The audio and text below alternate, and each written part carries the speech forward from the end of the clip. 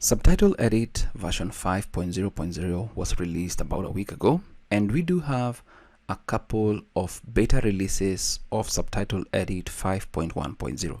Now that's what I want to talk about in this video. And right here, if you kind of go to the code on GitHub, you'll see that a couple of things have been happening. Like 3 hours ago, there's a changelog for beta 3, and yeah, you can see the commits that are going on here.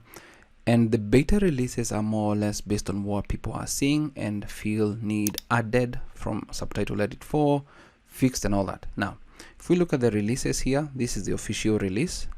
And if you look at the releases, we've got Subtitle Edit 5.1.0 beta 3 is a pre-release, and also 5.1.0 beta 2, 5.1.0 beta 1. So all those are pre-releases, and if you're on Windows, you can always use this version. Right here, it's the zip version, and I've already downloaded and extracted this one right here. It's right here. So we can do a quick look at the changelog. The official version was of Subtitle Edit 5.0.0 was released on 22nd June 2026, and there are a ton of things that were added.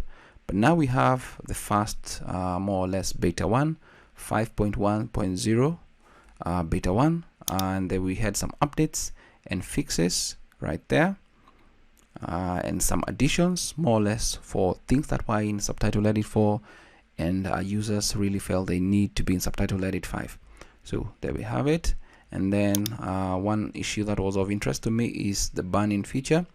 The default the target size to the source video size and add per file target size in batch mode. So those were two additions that I think are really useful, especially if you use Subtitle Edit to burn in subtitles to video, and actually having it in batch mode is really awesome. So the rest are more or less more additions and changes and fixes. That is for the first beta. More additions right here.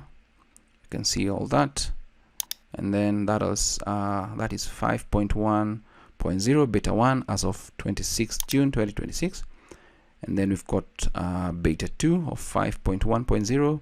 it's more updates to the translations, and then we've got binary edits right there. Scroll up, we've got more additions, add SSA style categories, updating crisp ASR to version 0.8.5. That's good. That is as of June 28th, 2026. That is version 5.1.0 beta 2.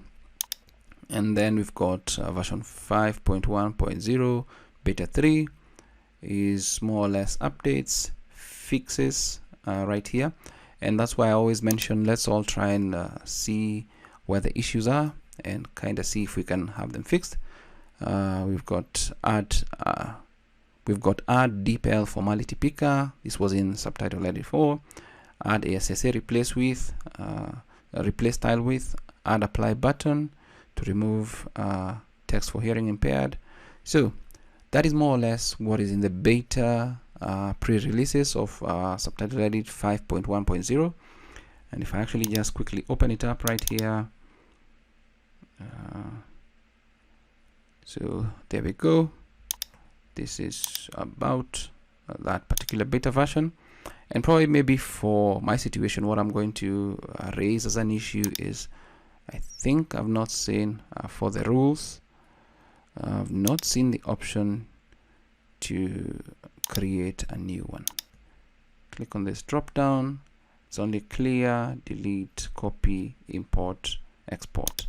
In Subtitle Edit 4.0.16, if I go to the general rules right here, there was this option to create a new one, and it would begin with the default, and you would be able to see it right here, and then you can rename it to whatever, sample, subs, or whatever, and then change the max length to whatever you wanted. And then once you're satisfied, click OK, come to the drop down, and then look for sample subs and use that for your workflow.